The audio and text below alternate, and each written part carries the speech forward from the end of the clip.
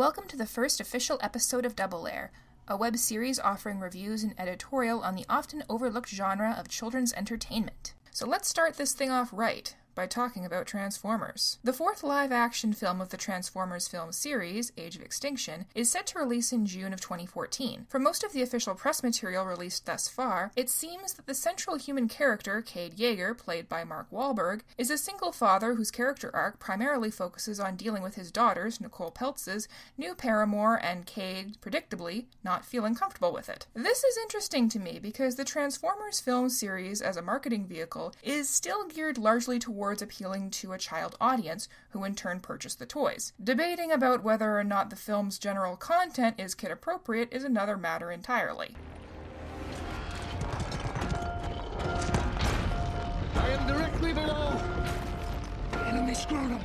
It behooves the films to feature a main human character with some relatability and appeal to this target toy demographic, better encouraging the kiddies that these toys are for them, since a figure similar to themselves is caught up in the robot's grand adventure. Now, I think there are some misconceptions floating around in the world about how advertising works. Advertising isn't just based around simply exposing audiences to the product or extolling the product's use values. Rather, modern advertising is based around situating the product in a space of personal emotions, memories, or activities that the target consumer feels strongly about, but which also affect a large demographic of people in a similar way. The classic example of this in action used by college professors in cultural dimensions of advertising courses is the scene from Mad Men, episode The Wheel, where Don pitches Kodak's slideshow projector as a time machine that allows the audience to travel back in time to visit places where we ache to go again. He uses the emotionally charged images of his personal history, but everybody in the room, and thereby the consuming public, understands the pain of nostalgia and the desire to revisit places or people of special meaning.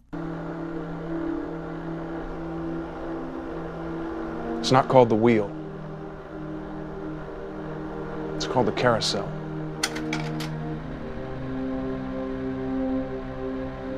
It lets us travel the way a child travels.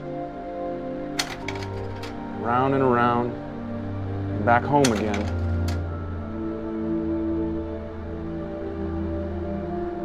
To a place where we know we are loved.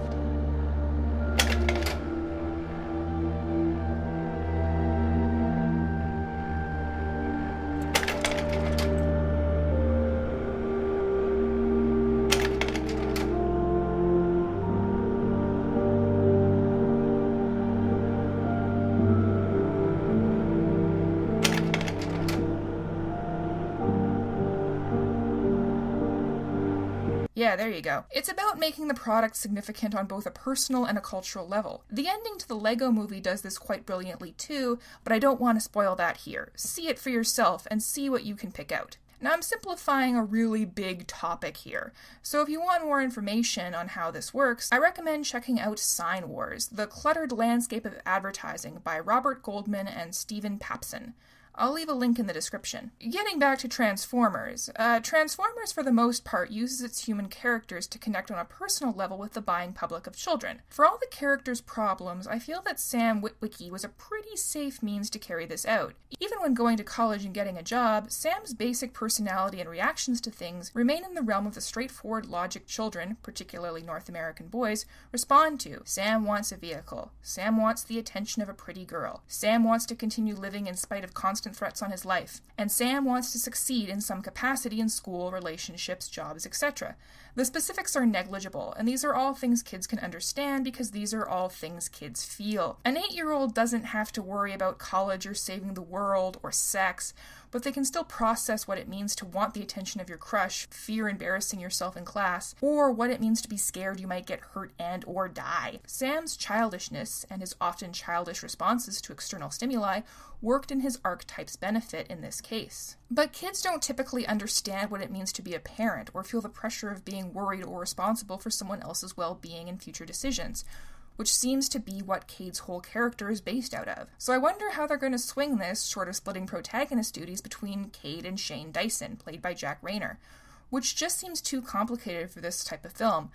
But then I remember everything that went down in terms of the Dark Side of the Moon's plot, and I seriously wonder, That being said, the whole Protagonist is a single father with daughter and or adopted daughter issues was a decently popular setup in 2013 for the entertainment biz. See also Gru and the Three Girls in Despicable Me 2, MK and Professor Bomba in Epic, Ellie and Joel in The Last of Us, Booker and Elizabeth in Bioshock Infinite, Mako and Stacker in Pacific Rim, and Skye and Coulson in Agents of S.H.I.E.L.D. I suspect that Age of Extinction is trying to capitalize on this trend.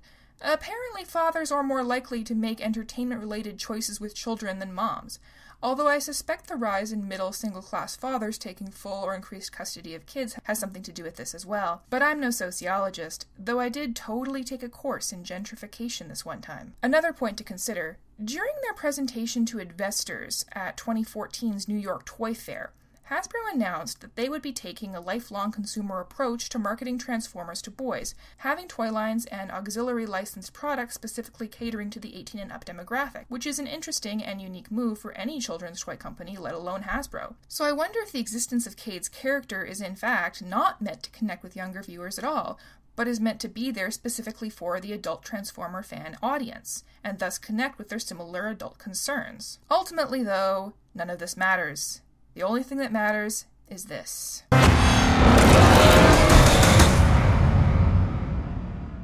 If you like what you saw here, please comment on the video, like, and subscribe to see further episodes of Double Lair. Let me know in the comments what kind of topics you'd like me to tackle in future videos. Thank you so much for watching.